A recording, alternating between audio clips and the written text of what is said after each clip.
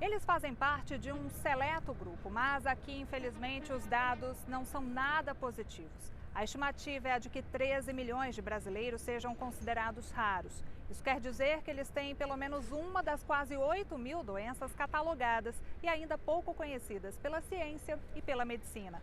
O Repórter Justiça desta semana vai contar as histórias de pacientes que travam uma batalha pela vida e explicar o que o judiciário tem feito no sentido de garantir direitos básicos a essas pessoas. A rotina da Irineuda sempre foi uma correria danada. A carga horária de 40 horas semanais era cumprida à risca. Mas em 2014, a técnica em enfermagem começou a sentir que havia algo errado com a própria saúde. Na época eu sentia muita dor de cabeça e muita vertigem. Os primeiros sintomas que eu senti foram esses. Depois de algum tempo foi que eu fui começar a ter sintomas de hipoglicemia, então eu suava muito, né, o suor frio e muita fraqueza também, e depois de um tempo eu comecei a ter perda de peso não intencional. Irineuda primeiro procurou por um otorrino, chegou a pensar que estivesse com labirintite, só que os exames não apontaram nada. O passo seguinte foi a consulta com um endocrinologista. Foi medicada mesmo sem saber o que tinha ao certo. Os principais sintomas, no entanto, não desapareceram. Não me afastaram do serviço, mas eu passava mal praticamente todos os dias, né? Todos os dias eu tinha esses sintomas, né? E muitas vezes eu fui atendida no meu local de trabalho. Eu trabalhava em posto de saúde, então eu era atendida pelo clínico, eu era atendida pelo ginecologista, até pelo pediatra. Eu já fui atendida passando mal no meu serviço. Entre troca de medicamento e novos exames, foram 3 longos anos de espera. Só depois disso, a Irineuda soube que, na verdade, era portadora de uma doença rara, a insuficiência adrenal. As glândulas adrenais ficam um pouco acima dos rins. São responsáveis pela produção de alguns hormônios, entre eles o cortisol, que dá condições para a gente lutar ou mesmo sair de uma situação de estresse. Na falta dele, o paciente pode sofrer desidratação, dor abdominal e até uma parada cardíaca. Com o diagnóstico tardio veio a depressão. As fortes dores também a impossibilitaram de continuar trabalhando integralmente. Hoje, ela é acompanhada por um especialista em doenças raras. Se eu for comparar hoje com o que eu era antes, eu posso te dizer que eu estou melhor 100%. Mas a minha vida não é normal, eu tenho dias normais, porque eu ainda tenho sintomas, né? E às vezes os sintomas vêm e ficam um dia, às vezes ele fica 5 dias. E nesses 5 dias a minha vida não para, eu tenho que levar os meninos na escola, eu tenho que trabalhar, eu tenho que me preocupar com o trabalho. Se eu não conseguir trabalhar, depois eu tenho que repor aquele dia. Ou eu tenho que ir no hospital para tomar medicação na veia, eu chego lá, eu tenho que levar minha cartinha. O médico fica inseguro porque ele não conhece, então ele olha aquela cartinha e às vezes eu percebo que ele fica inseguro, alguns deles, né? Então a gente tem toda essa dificuldade da demora do diagnóstico e da falta do conhecimento, num geral, tanto em médicos de pronto-socorro, médicos de ambulatório, médicos da rede pública, médicos da rede particular. A cartinha é essa aí, apresentada sempre que a técnica em enfermagem é atendida por alguém não especializado no assunto.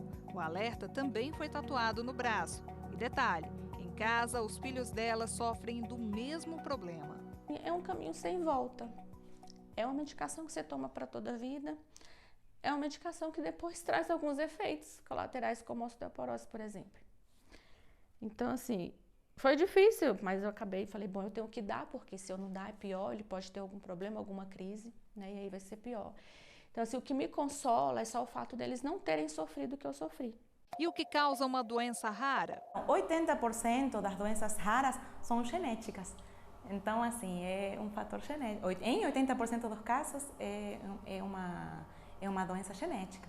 Se já é difícil conviver com uma doença rara, imagine com várias delas associadas. Luana é mãe de 4 filhos. A mais novinha, Cauane Vitória, acabou de completar 3 anos. Desde o primeiro mês de vida, a menina começou a apresentar sinais de que algo não ia bem. Ela mamava, ela não tinha nem um mês de vida ainda. Toda vez que ela mamava, ela engasgava. Aí ela mamava, engasgava e aquilo foi engasgando. Aí ela começou a perder peso, ela não ganhava peso. Foram 2 semanas internada na UTI. Houve até suspeita de meningite. A garotinha entrou em coma quando teve um sangramento na cabeça. Ela começou a ficar toda torta e nessa segunda tomografia viram que ela estava com esse sangramento na cabeça. Foi quando a geneticista começou a averiguar por quê. Porque tem síndromes genéticas que fazem a criança dar esse sangramento na cabeça, né? Aí eles começaram a investigar. A primeira suspeita da genética foi a síndrome de Bordo, coisa assim a síndrome. E aí deu negativo. Depois começaram a tratar, a investigar a síndrome de acidemia orgânica. Entraram com as megavitaminas, foi quando a Cauane deu a melhorada, porque ela estava toda torta. Cauane Vitória tem erro inato do metabolismo. Também sofre de insuficiência adrenal com hipotireoidismo. Tem hipercrescimento, apneia, derrame do pericárdio e pressão alta. A gente foi descobrindo aos poucos. Primeiro veio uma, aí com vários exames veio outro, e com outros exames, assim, conforme foi passando o tempo, a gente foi descobrindo os problemas dela. Desde cedo, a criança tem acompanhamento em um centro de referência em doenças raras em Brasília. Ele fica neste hospital onde a doutora Romina trabalha. Locais como este dão um alívio ao paciente. Os pacientes sabem onde procurar. Geneticamente é uma especialidade que também é rara, né? Não só as doenças são raras, mas também a genética. Somos poucos geneticistas no país. Somos 300 no país. Então, ter um local que serve para a população saber, aí tem atendimento para esse tipo de doenças, eu acho que é muito bom, né? Útil.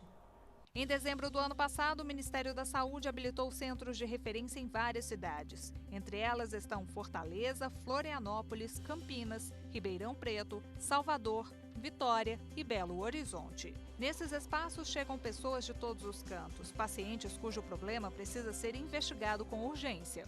Em geral, esses pacientes que procuram uma consulta com geneticista é que têm sinais e sintomas que quando não é por malformação ou por alguma síndrome visível, muitas vezes tem sinais e sintomas e não se encaixam em nenhuma doença.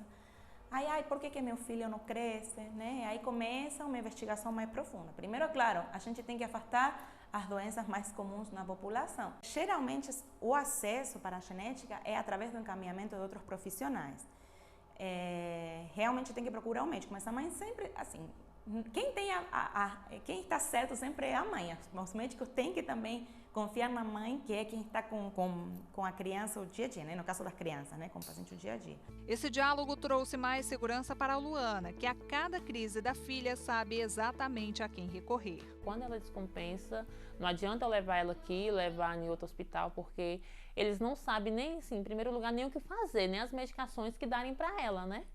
E lá eles sabem toda a medicação que ela tem que tomar, eles sabem todos os cuidados, todos os exames que ela precisa fazer. Hoje a Cauane Vitória toma 11 medicações por dia. Durante a noite depende de respirador e oxigênio, uma despesa alta pela sobrevivência que nem sempre a Luana consegue ter.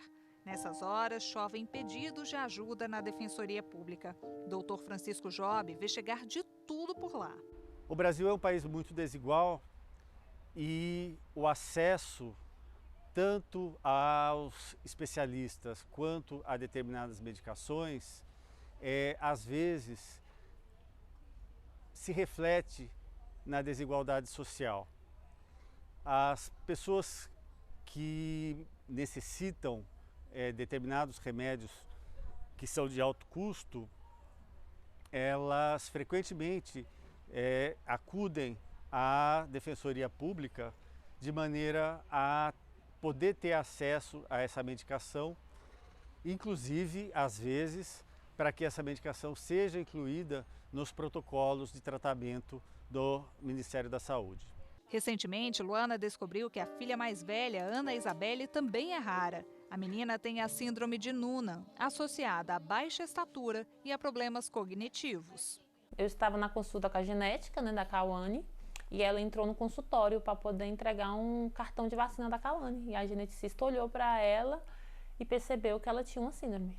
Falou: Luana, eu tô achando que a sua filha tem uma síndrome. E aí avaliou ela, pediu uns exames e marcou um retorno. No dia que nós retornamos, que abrimos os exames, deu que ela tinha a síndrome de Noonan.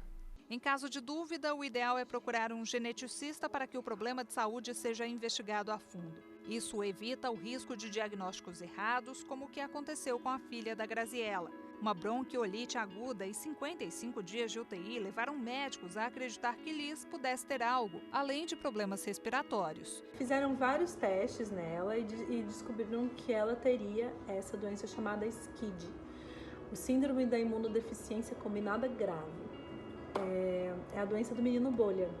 Para quem se lembra, é a doença onde a criança não tem nenhuma defesa e ela não pode ter contato com nada. E eles já de cara falaram, olha, sua filha vai morrer até uns 6 meses de idade, só um transplante de medula óssea poderia salvá-la.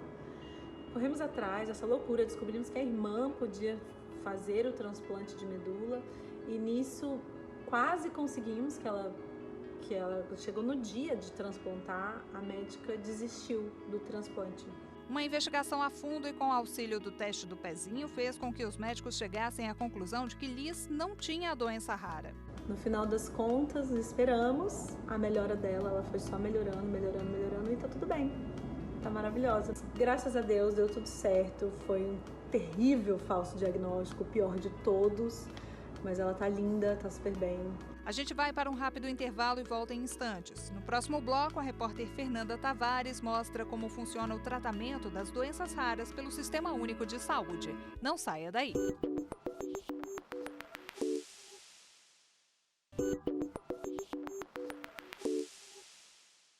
A nossa maior luta é manter o vital, né? E na maioria dos casos são as medicações, que nem sempre são a cura. A maioria dos casos são o controle, né? Controle da doença, o controle dos sintomas. E ainda falta muita orientação, assim. Muitas pessoas que passam pelo que a gente passa não sabem que elas podem recorrer, né, à justiça, que existe alguém que pode nos ajudar, entendeu? Isso é importante, essa conscientização. O desabafo é de uma mãe que luta pela vida das filhas. Bianca vive sob constantes cuidados. Anos atrás, a garotinha teve uma febre alta seguida de convulsão. As funções cerebrais foram afetadas e, desde então, ela depende da mãe para tudo. Na época, os médicos orientaram que a família investigasse o quadro de saúde de todos da casa. E, além do problema de convulsão da Bianca, veio uma notícia que pegou a Alessandra de surpresa. A outra filha tinha esclerose tuberosa, uma doença rara que causa tumores no cérebro, nos rins, no coração e na pele. A doença também provoca convulsões. O que controla o quadro da criança é esse remédio aí. Cada caixa do medicamento custa R$300. A conta é alta e os gastos ultrapassam os R$1.000 por mês. Nós conseguimos, através da justiça, que o governo do Distrito Federal custeasse a medicação. O preparo é diário. O remédio é diluído nesta seringa. Com muita paciência, a mãe aplica a medicação. É assim de manhã, de tarde e de noite. É uma medicação de uso contínuo, não tem um prazo para suspender a medicação, porque a crise convulsiva, na retirada do remédio, ela pode estabilizar. Inclusive, dos relatórios da neuropediatra dela, que foi uma das razões que a gente conseguiu a medicação, que está bem claro que o não tratamento, a não continuidade do tratamento pode ocasionar óbito. Com a medicação, a melhora no quadro de saúde foi evidente. O desenvolvimento dela é normal, é uma criança esperta, inteligente, mas vale assim, o tempo todo ressaltar que o controle da crise foi vital, assim, foi um divisor de águas. O caso foi analisado pela Defensoria Pública do Distrito Federal. Este defensor lida com ações que envolvem medicamentos para pacientes com doenças raras. Para Ramiro Santana, o fornecimento dos remédios é um processo de grande complexidade. O Brasil tem um desafio muito grande, que é o avanço tecnológico do parque industrial farmacêutico não está se dando no Brasil como se dá no restante do mundo. Então, os avanços tecnológicos e as novas tecnologias que são então demandadas para esses tratamentos, principalmente os medicamentos de origem biológica, né, eles não são fabricados no Brasil. Então, não são fabricados no Brasil, o Brasil tem que comprar no exterior essa tecnologia em dólar. E no momento de câmbio desfavorável, isso é cada vez mais difícil, e de congelamento de gastos. Então, a inflação do setor de saúde, que já é uma inflação que desafia a manutenção do sistema, né, ela fica ainda mais aguda na compra desses medicamentos e insumos importados. Mesmo assim, Dr. Francisco acredita que a maioria dos medicamentos é fornecida pelo Sistema Único de Saúde. Acima de 95%, talvez 98%, talvez 99% de tudo que é judicializado são serviços ou medicações ou procedimentos que sim estão na carteira do SUS. São tratamentos que as pessoas deveriam estar recebendo porque já são cobertos pelo SUS.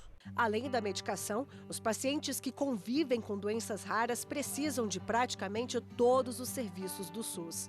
Não é uma doença que foca ou que se manifesta somente num determinado setor do organismo. Não é? São doenças que cursam com pneumopatia, com cardiopatia, com nefropatia, com hepatopatia, com osteopatia, ou seja, são doenças de muitas manifestações e que, portanto, requerem uma assistência médico-hospitalar de alta complexidade, em cardiologia, em ortopedia, em nefrologia, em neurocirurgia, em neurologia, ou seja, é uma gama de cuidados que o doente de uma doença rara precisa ter. Falando em Sistema Único de Saúde, em 2014, foi instituída a Política Nacional de Atenção Integral no SUS, que garante aos pacientes diagnosticados com doenças raras o acesso aos cuidados e serviços de saúde adequados. Para nós, no sistema de justiça, é muito importante ter uma baliza para saber se a situação é de completa omissão, ou seja, não tem nenhum tipo de linha de cuidado para o paciente, ou se a situação é que existe uma linha de cuidado estabelecida, mas aquele paciente, por alguma razão, não reagiu bem àquele tratamento, necessita de outro que ainda não foi incorporado. Aí a discussão fica mais qualificada. Um atendimento multidisciplinar só vem com o estabelecimento de uma política pública, né? E foi isso que essa política nacional trouxe, uma abertura para a criação de linhas de cuidado, né, para cada uma das doenças e protocolos clínicos de tratamento de cada uma delas. Roberto é vice-presidente da Associação de Pessoas com Doenças Raras. Ele defende que a política nacional trouxe um novo rumo para os diagnósticos, mas para ele, o corpo médico brasileiro ainda precisa se preparar melhor. Tem muitas políticas hoje de doenças raras que vários políticos estão enganjados. Isso é um avanço? É, mas tem muita coisa que está só no papel, está só na informação. O que adianta eu ter um centro de referência se eu não tenho informação? Se o médico da ponta não sabe, se o assistente social não sabe, se aquela pessoa que vai fazer o primeiro atendimento, saúde da família em casa, não sabe que existe isso. Roberto fala sobre o assunto com propriedade. É que durante anos ele travou uma luta para conseguir o diagnóstico preciso da doença do filho. Lucas tem epidermólise bolhosa, que forma bolhas pelo corpo inteiro, até mesmo nas mucosas. Quando o médico falava que não sabia o que era, tudo bem. Mas aí não, eu acho que é isso. Aí começava um tratamento. Eu acho que é isso. Começava o tratamento. E aí a gente ficou nessa luta. Então assim, cria-se os hospitais de referência. Mas também tem que capacitar quem está na ponta, quem está recebendo. E na casa da Ana, o que não falta também é esforço. A servidora pública tem a mesma doença rara que o filho do Roberto. O metabolismo dela funciona como o de um atleta. É acelerado, mas precisa de proteínas o tempo todo. Já a pele é semelhante à de uma pessoa que teve queimaduras de 3º grau. Os cuidados começaram logo nos primeiros dias de vida. Eu ter tido o diagnóstico já no dia seguinte ao meu nascimento foi muito importante, porque a mortalidade de bebês com epidermólise bolhosa ainda é muito alta pela falta de conhecimento dos profissionais de saúde e também a falta de correr atrás de informações. Eu já fui imediatamente retirada do hospital por causa do meu risco de infecção, né? Que infelizmente o que acontece com muitos dos bebês atualmente, os médicos acabam retendo essas crianças no hospital, elas pegam a infecção, começam a tomar antibiótico e a situação piora, vai pegando outras bactérias, e aí tem muitas crianças que nem saem do hospital. Então, o fato de eu ter ido para casa no meu segundo dia de vida foi algo muito importante para prevenir tudo isso, para garantir-se que eu ia sobreviver. Mesmo com o diagnóstico precoce, a Ana e a família enfrentaram dificuldades nesse longo caminho em busca de tratamento. Quando minha família foi buscar informação, lá na década de 80, sobre epidermólise bulhosa, não existia informação nenhuma em português. Então, eles tiveram que buscar informação em inglês. Então, uma das primeiras coisas que aconteceu foi, minha mãe, assim que pôde, com 5 anos de idade, ela já me colocou para estudar inglês. Porque ela falou, não, você vai precisar para você ler sobre a sua doença, né? E nisso eu comecei muito cedo a ler literatura, os poucos artigos científicos que um médico ia para o exterior e trazia, né? Eu já comecei a ler, a devorar aquilo para tentar aprender o máximo que eu pude.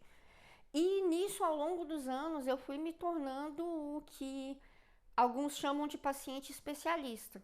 Hoje a Ana entende tudo sobre a doença. Médicos de todo o país e do exterior a procuram atrás de informações, depoimentos. A gente sabe que existem hoje cerca de 8.000 doenças raras. Então, é claro, a gente não espera que os profissionais de saúde, que as pessoas do governo conheçam todas as doenças, né? Mas o que eles precisam entender é que nós não somos só um número. Veja a seguir no Repórter Justiça a história de uma paciente rara que criou uma plataforma com informações sobre diagnósticos, remédios e terapias.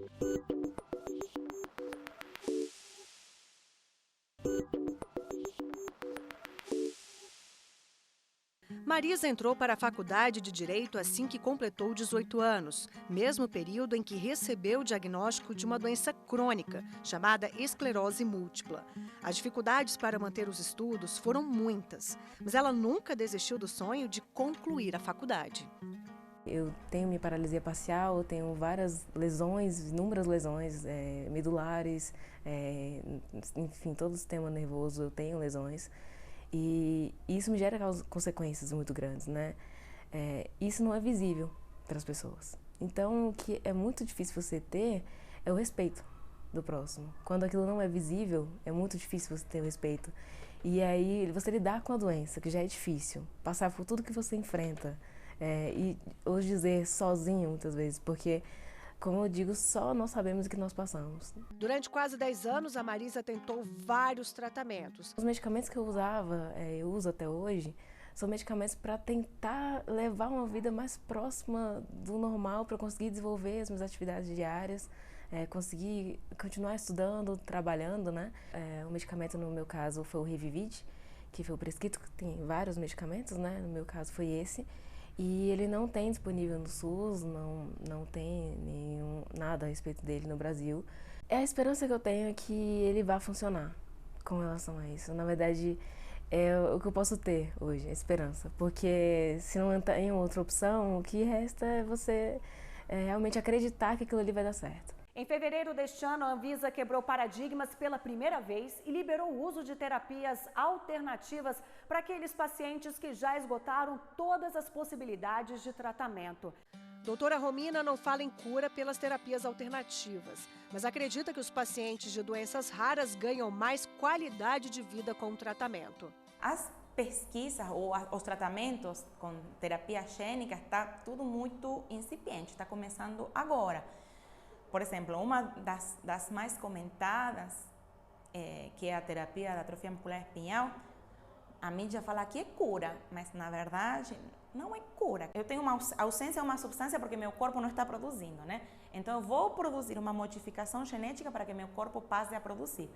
Mas as lesões que já estavam não vão ser revertidas, tá? Para liberar as informações sobre medicamentos, tratamentos e diagnósticos, a Andréia criou uma plataforma digital que agrega tudo o que o paciente precisa saber nos dias de hoje. A especialista em tecnologia tem uma doença rara, que provoca a hepatite autoimune. A primeira coisa que você quer é o senso de pertencimento que você perde a partir do momento que você tem ali um diagnóstico. E Aí eu, com o meu amor pela tecnologia, eu falei, poxa, eu posso usar o que eu mais gosto de fazer para fazer algo diferente e tentar trazer isso para esse público. A plataforma se chama Crossing Connection, que no português significa conexão cruzada. Aqui ela e gente de todo o mundo se conectam. Além de trocar informações, eles se ajudam. Costumo brincar que ninguém sabe mais da doença do que o próprio paciente, né? Porque ele vive ela, ele passa todos os processos burocráticos para poder conseguir remédio, para conseguir tratamento. E essa informação ela é muito válida para quem está começando agora, para justamente a gente poder lá na frente impactar, por exemplo, no tempo de diagnóstico. Porque se eu chego mais rápido na cadeia certa de tratamento, nos profissionais, onde eu tenho que pegar remédio, tudo isso reduz o meu tempo de ficar sem tratamento, com isso reduz todas as sequelas que podem vir por conta disso. As informações são disponibilizadas em português e em inglês. A gente hoje tem quase 500 pessoas já cadastradas na plataforma.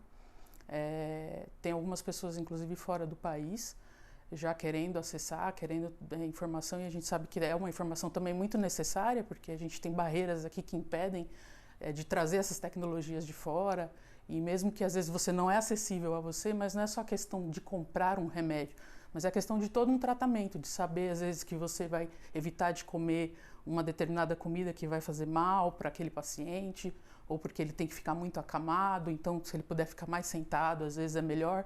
E são questões científicas mesmo que vêm de pessoas de vários setores. A ideia é aumentar as conexões numa rede de apoio e de amor. Quando a gente abre isso para um exponencial, você traz todo mundo para dentro desse mundo, né?